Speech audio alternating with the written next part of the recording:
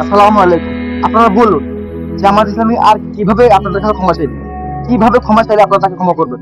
এই মানুষটা গত 1 বছরের ভিতরে অনেকবার ক্ষমা চেয়েছে সবার কাছে যে আমাদের মাফ করে দেন। তিনি আর কিভাবে মাফ দেবে বলেন?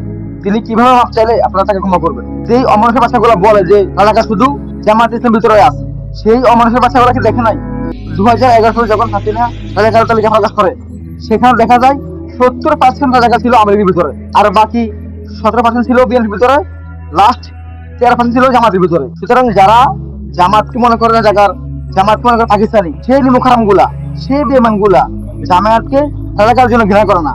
তারা ঘৃণা করে জামায়াত কেন বলে ইসলামের কথা, জামায়াত কেন বলে কোরআনের কথা, এই জন্যই তারা তাদেরকে রাজাকার বলে। সুতরাং তাদের টার্গেট শুধু জামায়াত না, তাদের টার্গেট হচ্ছে ইসলাম, যেন ইসলাম নিয়ে কেউ বড় কথা না বলতে পারে। তারা এটাই চাচ্ছে। আর এরাই হচ্ছে ভারতীয় রাজাকার। জামায়াতের মধ্যে যদি কোনো জায়গায় থেকে থাকে, আমি বলি যদি 71-এর সময় জামায়াত কোনো অন্যায় করে থাকে, যদি তাদের মধ্যে কোনো জায়গা থেকে থাকে, তাহলে সেই রাজাকারের মধ্যে এখন একটাও বেঁচে নেই। কারণ আপনি দেখেন এখন জামায়াতের মধ্যে যারা নেতা আছে, যারা কর্মী আছে, সবার জন্ম 1970-এর পরে, সবার জন্ম 80, 78, 82, 85, 90, ম্যাক্সিমাম কিন্তু এমন।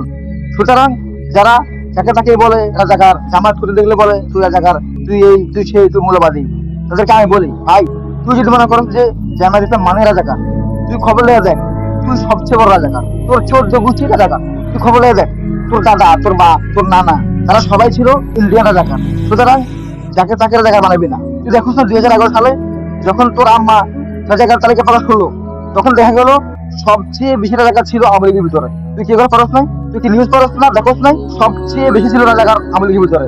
এবং লাস্ট 2024-এর যে আন্দোলন হয়েছে, এখানে যারা ছিল রাজাকার তারা 100% ছিল আওয়ামী লীগের। তুই দেখোস না এগুলা? তুই 1971 দেখ, সেখানে দেখবি যে ম্যাক্সিমাম ছিল আওয়ামী লীগের, ছিল রাজাকার। 2024 দেখ, এখানে 100% ছিল আওয়ামী লীগ, সবাই ছিল রাজাকার। সুতরাং জামাত করলেই যে সে রাজাকার, এই ধারণাটা চেঞ্জ করবি।